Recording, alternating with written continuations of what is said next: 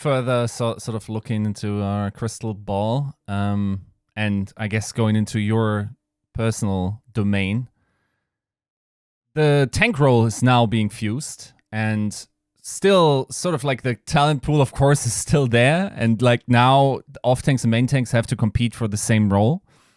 What's your gut feeling? Like, which role at the end of the day will have adapted better to whatever Overwatch 2 is going to throw at us?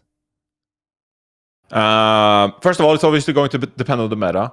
But that's the boring answer. Like, I've sort of accepted, Yes. sometimes you have to take, you have to sort of ignore the boring answer and just try to make up some fun thing about it. So the boring answer is like, well, it depends on the meta. And we had this issue a bit in the offseason when we made content, and just like, Very well, true. we don't know what the Overwatch 2 is going to look like, so we can't really analyze, we can't really do our job, we can't really assume anything, we don't factually know anything.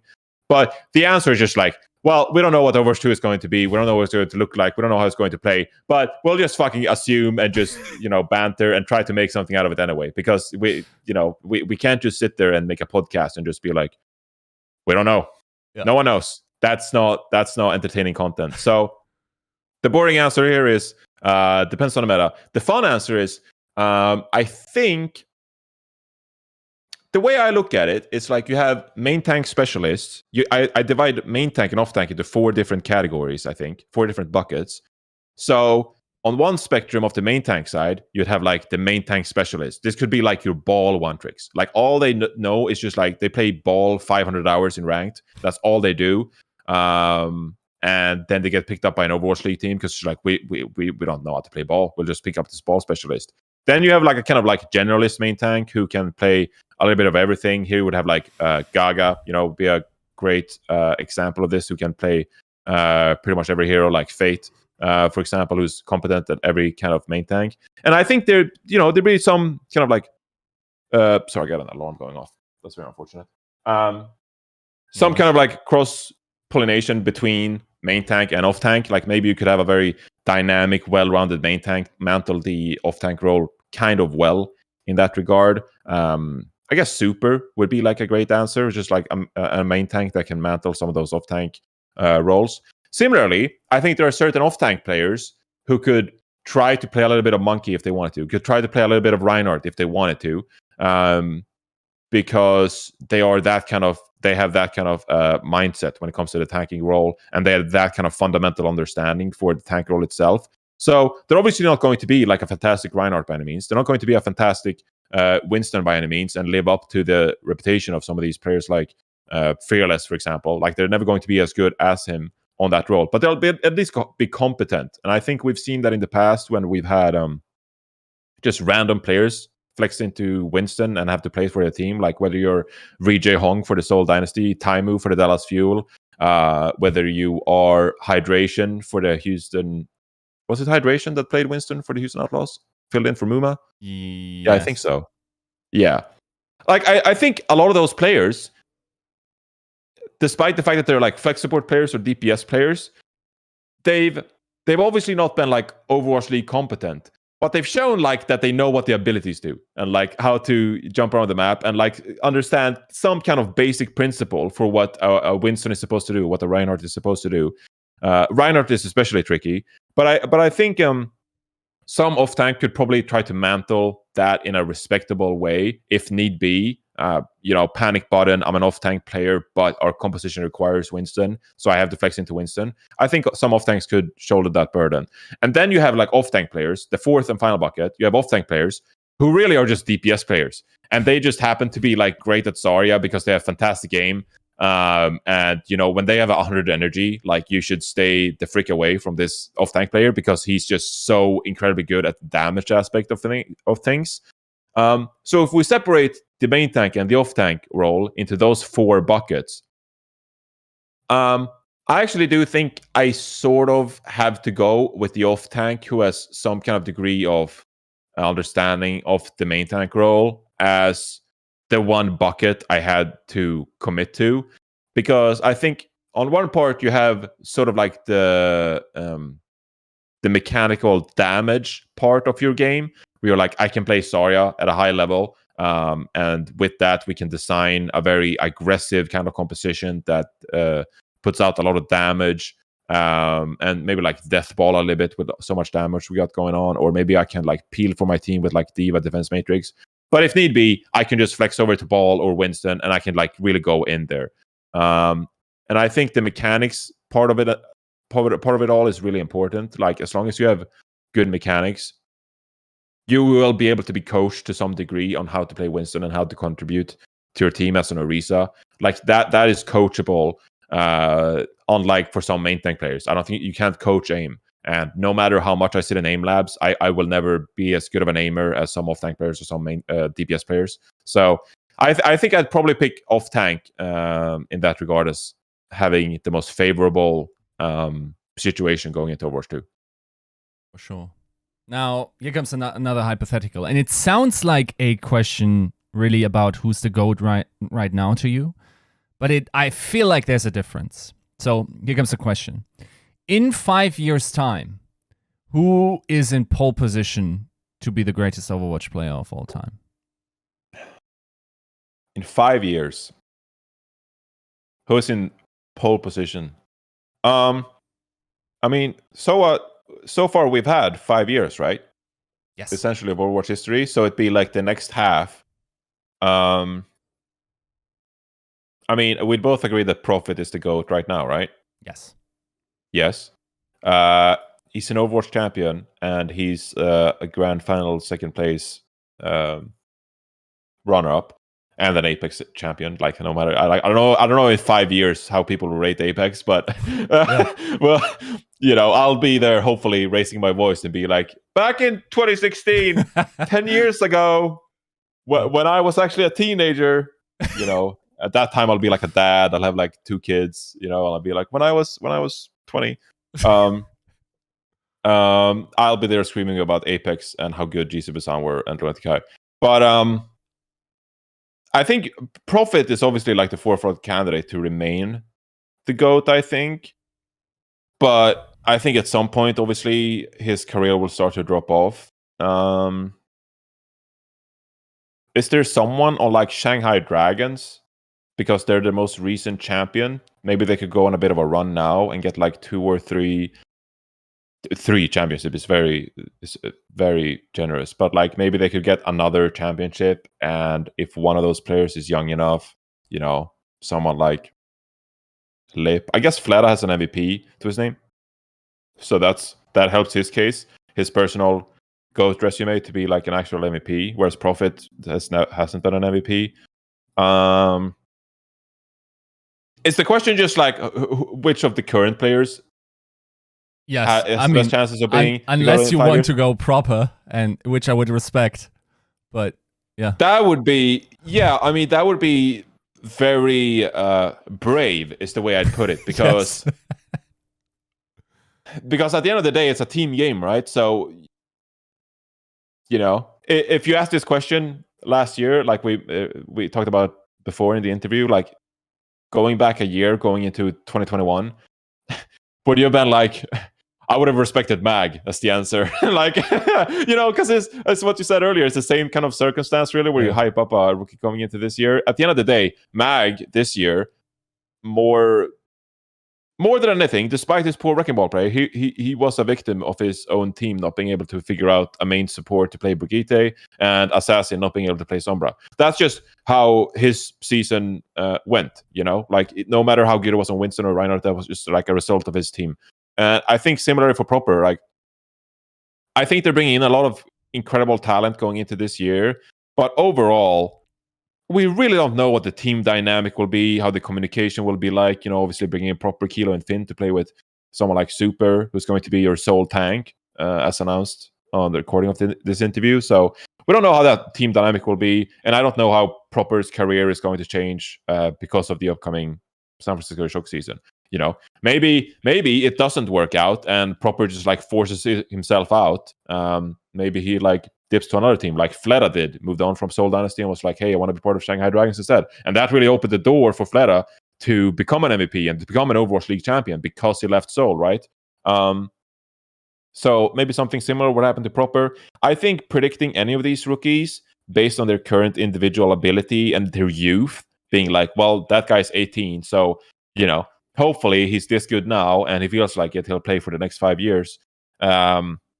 I think predicting someone like Proper is brave and admirable, but not something I do from the standpoint of trying to be right. I think if you want to be right on this question, you have to say someone like Prophet, or maybe it is Super. Like maybe it could be Super. He's a 2-time champion, one of the best Reinhardts of all time, incredibly well-rounded main tank player. Maybe he goes into Overwatch 2 and just turns out to be like the perfect tank. Maybe he's like the number one role star this year because he can play both off tank and main tank at a really high level. Maybe San Francisco Shock, they win their 3rd championship with Super. Maybe Super will be the GOAT. I'll pick Super. I'll pick Super as the Overwatch 3 GOAT in 5 years. There it is. Nice. Yeah, I think it's a hard question. It's also sort of like the hedge question where you go, I guess like some of the best players in the league didn't actually get to participate because of the age limitations. So like I think respectable answers here are Leaf and Lip, for instance, because like those guys probably like were, maybe if you aggregate both seasons, it's hard to say if they were probably not the best players, but like I feel like there's a special quality about them that I don't know I still feel about Prophet, if that makes sense. Yeah, no, I get what you're saying. Actually, I'll unveil one of my takes I had written down. This is actually one of my favorite takes I had written down. And again, these takes, they aren't like genuine, they aren't like fact based, they aren't analytical based. They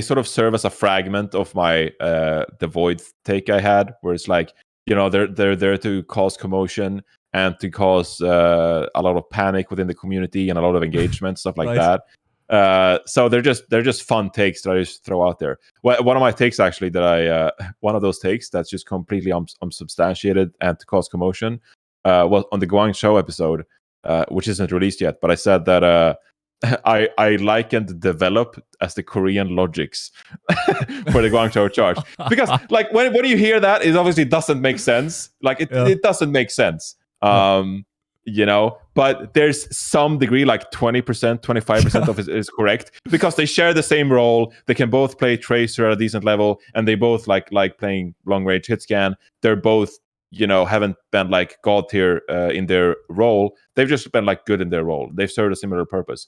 So the comparison doesn't really make sense. But if you look on paper, you're like, well, they just share the same role, and they were like pretty, similarly good. You might as well throw links in there, I guess. No, but so the unsubstantiated take that I wrote down to cause commotion when it comes to Proper, I forgot the original question, but it was this. You will enjoy this. Proper will do to Prophet what Jonak did to Ru Jae-hong reputationally. That was the take I wrote down. That was the fun take I wrote down, and part of me just wanted to tweet it out. Not because I believe it's true, not because I believe like it's analytically true, and I think it's like, oh my god, like this is going to be what wins me Analyst of the Year at Esports Awards. Just because I want to see how much fire like the competitive Overwatch catches, and in that situation, I'm the pyromaniac that just like likes to turn off, light a house on fire. And I'm just like, I just want to see what it looks like. So that was a take I had written down, that Proper will do to Prophet what Jonak did to Ri Jae-hong in 2018. So we'll see how that turns out. Yeah, that's hot and spicy. That gets the people going for sure. No, and the thing is, I feel like that 20% ratio of truth value that you talked about, man, like there's something in me that just like resonated with that take to some degree. Like, it's fun because I think it's fun, and so I think people are like inclined to believe it. They know that it's probably like just blasphemous. Like even if you do think that Proper is going to like, well, I guess it's interesting because like when I say that thing about like Jonah coming into 2018. Ri Jae-hong was such like a universally respected name, like one of the best players of all time. Probably like everyone looked up to him. He was the god tier Ana.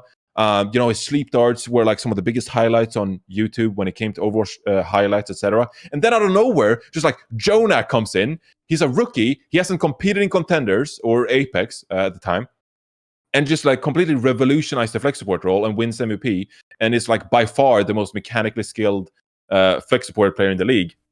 So like at the time, we had no idea that was even possible for someone to Jonak to enter the scene and actually do that. Now, in the case of Proper, we've actually seen Proper play at the tier 2 level, so we can rate him and make an assessment going into the league of how good he'll actually be. But I feel like in the next 5 years, we will probably get one of those players that just like he does something to the game, whether it's mechanically or the way he thinks about the game, or she thinks about the game, comes into the league and just like changes everything as we knew it. Just like Jonak did to the flex support role, when GGRecon was our god. Someone will come into the game at some point and just like dethrone Fleta, dethrone Prophet, and just like, holy shit, who is this kid? And they'll, start all the Faker of Overwatch debates once more.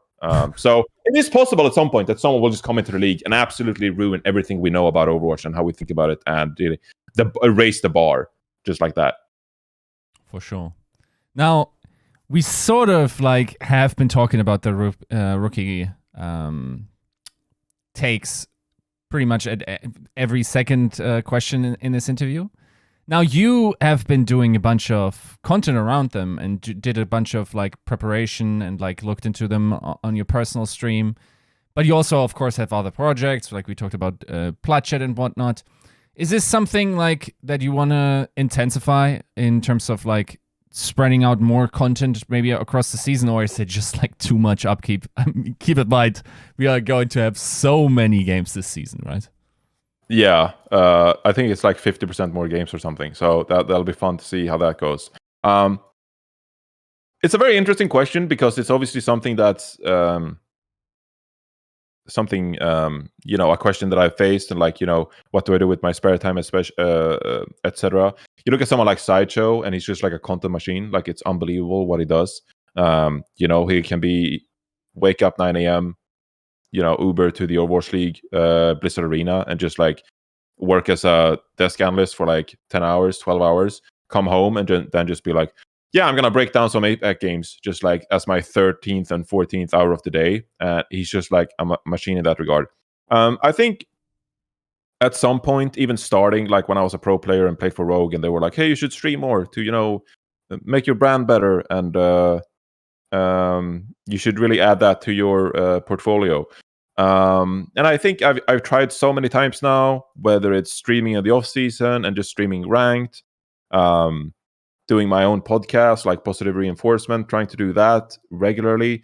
I just don't enjoy it. Like, it genuinely, I enjoy it for like a few weeks, and then at some point I view it more as like an obligation rather than something I truly enjoy doing. So I have a lot of respect for the people who just like show up and they stream Overwatch like 8 hours a day. Someone like Emong, I'm like, how do you find the willpower in your heart to just keep streaming Overwatch ranked day after day after day after day? Because honestly, my character, my personality, is just something that I can't find joy in, and the content is going to be worse if I don't enjoy making the content in the first place. So I think after 5 years of being a player and a content creator, being a broadcast talent, I've just discovered that I'm not the type of person that has it in me to put those additional hours in my spare time into doing that. I think when it comes to my work ethic and the content that I put out and the quality of my work, I think that I just work better in shorter stints, and then, resting up and studying and making those hours the best hours possible for my craft. And you sort of have to accept that, you are your own yourself. There's this common saying that goes around, like, wherever you look, that it's like, compare yourself to yourself and not actually to others. Wherever you go, you'll always hear that. And it's true in that regard, that like other people are just wired differently. They're not wired as you, and you can't look to other people and try to replicate what they do.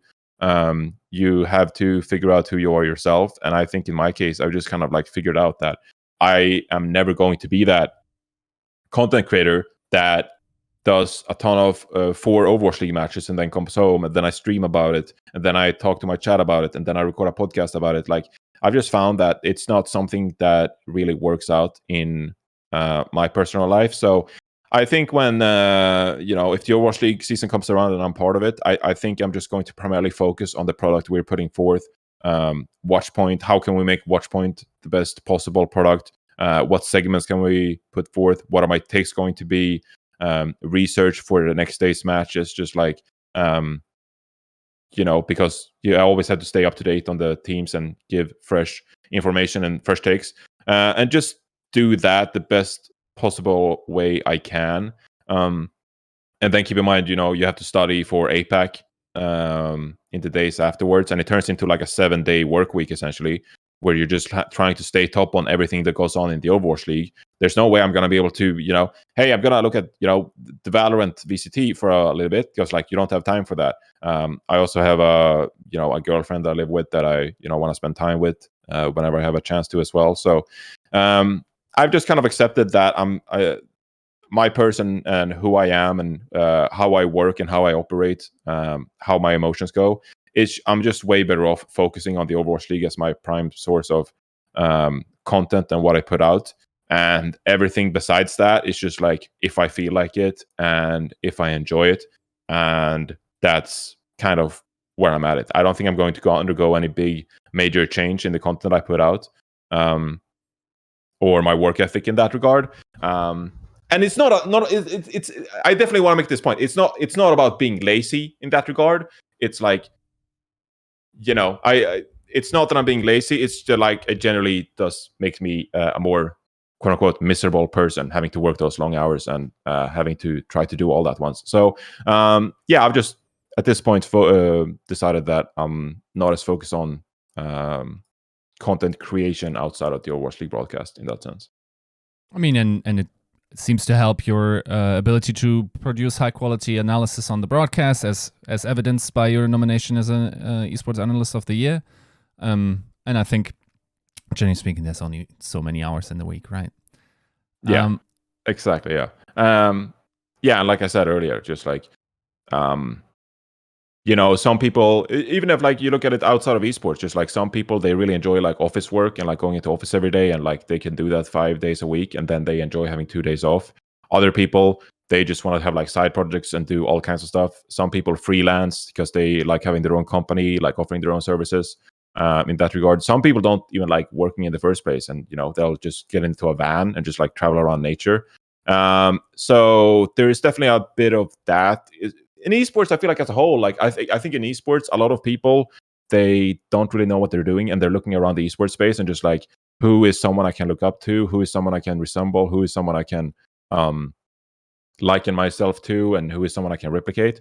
Whereas I think I've just figured out that no matter who I try to replicate, I've just figured out that that's them and that's not me. So in the case of me, I'm never going to be a full-time streamer because I don't think that's for me. So, right. Then we say thank you for the interview. Hopefully, see you soon. Enjoy the rest of your off season. Hopefully, we'll have a great start into Overwatch 2. And once again, thank you for the interview. Hopefully it's smooth from here, right? That's all we can ask for at this point. I hope for a lot of smoothness, Yiska. Can we please have that? Yes, we shall have smoothness. Okay. Thank you, Yiska. Thank you.